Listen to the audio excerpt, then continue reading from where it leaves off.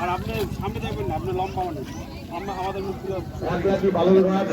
রেলযাত্রী কল্যাণ ও সমাজ উন্নয়ন সমিতির পক্ষ থেকে আমাদের এই মঞ্চে আহ্বান করছি। তার এই আগমন আমাদের কাছে এক বিরাট প্রাপ্তি।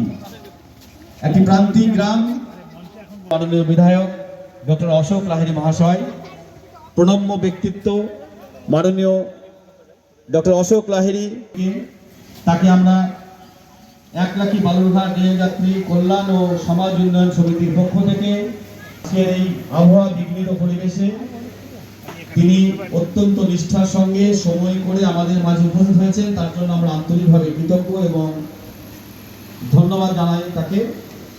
আজকে এই আমাদের ছোট্ট গ্রাম 1 মাইল লক্ষ্মীতলা মালঞ্চা গ্রামে বরণ করে নিচ্ছি ডক্টর অশোক লাহিড়ী, ভারতবর্ষের অর্থনীতিবিদ ডক্টর অশোক লাহিড়ী, তাকে আমরা বরণ করে নিচ্ছি আমাদের থেকে।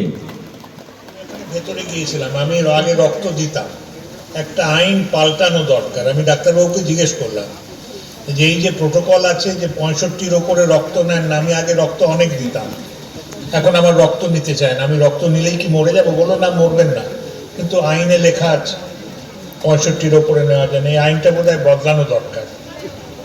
যাই হোক, আমি খুব খুশি হয়েছি, কারণ পৃথিবীর বিভিন্ন দেশে থেকেছি, ওখানে যখন যাবেন অস্ত্রোপচারের জন্য কিংবা রক্তের দরকার হয়, এই রক্ত কোথায় পাওয়া যায়, রক্ত কোথায় পাওয়া যায়, ওকে টেলিফোন কর, জগাকে টেলিফোন কর, কেউ যদি কার্ড থাকে কারোর, এই অবস্থা হয় না।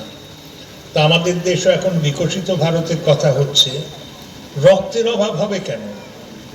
হাসপাতালে কেন রক্ত দিলে তো ডাক্তাররা যেটা বলেন, আপনাদের শরীর যদি ভালো থাকে রক্ত দিলে 3-4 দিনের মধ্যে রক্ত আবার হয়ে যায়, কোনো অসুবিধা নেই।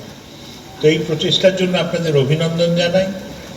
এখানে এলাম, আপনাদের সঙ্গে আপনাদের দেখা পেলাম, স্মৃতিশ্বর বাবু, আমাদের সাংসদ সুকান্ত মজুমদার, কালিদাস বাবু এবং সবার সঙ্গে দেখা হলো। ধন্যবাদ, আপনাদের ভালো হোক। পুজো আসছে, আপনাদের পুজো ভালো কাটুক, আর আশা করব কতদিন বাঁচবো জানি না, কিন্তু মরার আগে দেখে যাব যে রক্তের জন্য কোনো অসুবিধা দেশে নেই। আর হাসপাতালে গেলেই রক্ত পাওয়া যায়, রক্ত যা দরকার তার থেকে বেশি রক্ত আমাদের ব্লাড ব্যাংকে আছে। ধন্যবাদ, আপনাদের ভালো হোক।